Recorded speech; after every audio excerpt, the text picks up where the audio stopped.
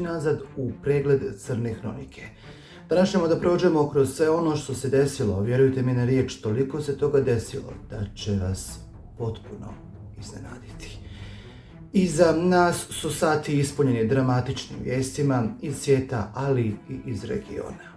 Od hitnih evakuacija do raznoraznih nesreća.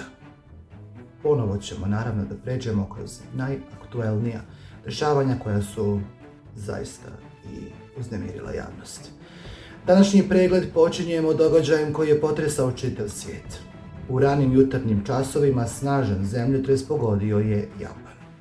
Prema zvaničnim podacima, u ovoj prirodnoj katastrofi život izgubilo je najmanje 13 osoba, dok je ogroman broj ljudi povrijeđen.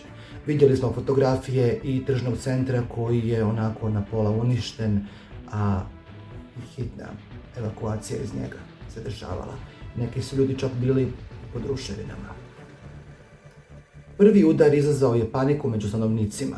Mnogi su u svega nekoliko sekundi napustili svoje domove i srčali na ulicu dok su se zgrade ljuljale, a dijelovi infrastrukture pretrpjeli su ozbiljna oštećenja. Nadležne službe odmah su izdale upozorenje zbog mogućnosti novih potresa, a u pojedinim područjima aktivirane su i procedure za zaštitu stanovništva. Na društvenim mrežama ubrzo su se pojavili snimci koji su zaista uznemirili javnost i na snimcima se može vidjeti kako je to sve, nažalost, izgledalo. Dok se naravno i tresao grad, ljudi su bježali i tražili su skloništa. Uprkos brzoj reakciji spasilačkih službi, pojedini objekti potpuno su urušeni, zbog čega je potraga za eventualno zatrpanim osobama trajala satima. Japan se godinama smatra jednom od država koje imaju najbolje razvijen sistem zaštite od zemljotresa, ali ipak, kada priroda pokaže svoju punu snagu, ni najmoderniji sistemi ne mogu u potpunosti da spriječe jednu katastrofu kao što je bila i ova. Odmah su stručnjaci nakon prvog udara upozorili da postoji mogućnost naknadnih potresa, zbog čega je stanovništvu savjetovano da ostane na sigurnim lokacijama i da prati uputstva nadležnih službi.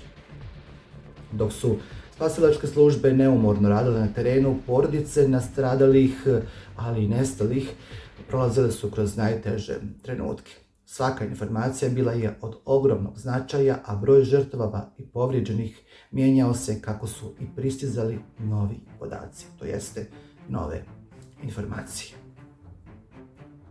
Sada idemo na jedan slučaj koji se dogodio u regionu, a ovaj slučaj će vas potpuno izuti iz cipela. A ostanite do kraja ovoga videa da saznate šta se to sve dešavalo kada je riječ o Crnoj hronici. Idemo na ovaj slučaj. Navršila se godišnjica ubistva slovenskog državljanina u Somboru, slučaj koji je prošle godine izazvao ogromnu pažnju javnosti.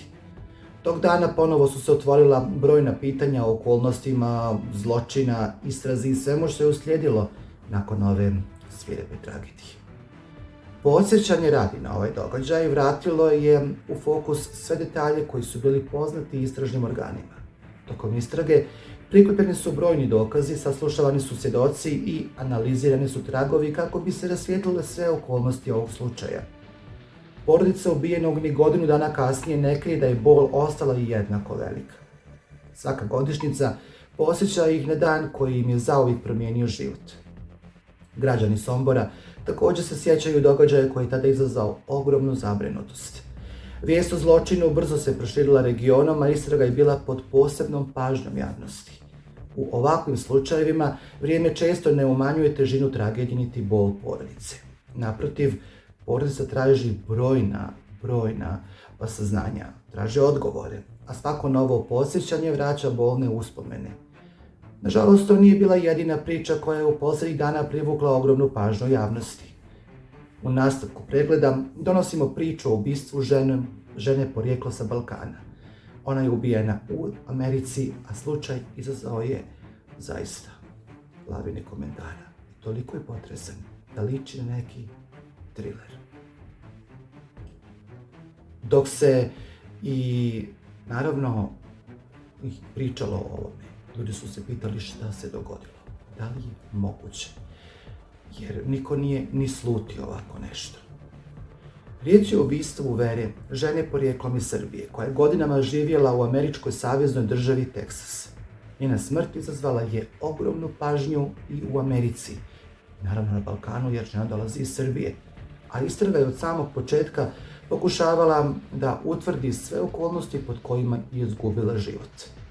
Prema informacijama koje su tamošnji mediji, nadležni organi, Vera je pronađena mrtva u svom domu, nakon čega je pokrenuta i istraga. Policija je i obavila uviđaj, prikupila materijalne dokaze i razgovarala sa osobama koje su mogle imati bilo kakva saznanja kada je riječ o njoj. Istraga je vođena sa ciljem da se utvrdi tačan tok događaja i odgovornost za ovaj užasan zločin. Kako se i naravno saznavalo za ovaj slučaj, ljudi koji su poznavali Veru su pričali o njoj sve najdivnije. Niko nije mogao ni da pretpostavi da se ovako nešto dogodilo. Mnogi su je opisivali kao jednu vrijednu i porodičnu osobu, zbog čega je tragedija izazvala ogroman šok od javnosti. Kada se dogodilo i ovako nešto, naravno da porodici je najteže i ljudima koji su nju poznavali. Jednostavno, njen partner je lišen slobode, uhapšen je pod sumnjom da je, nažalost, on njoj i oduzeo život. Vera pronađena je mrtva na ulici. Dok se o ovom slučaju dalje govori, nova tragedija pogodila je region.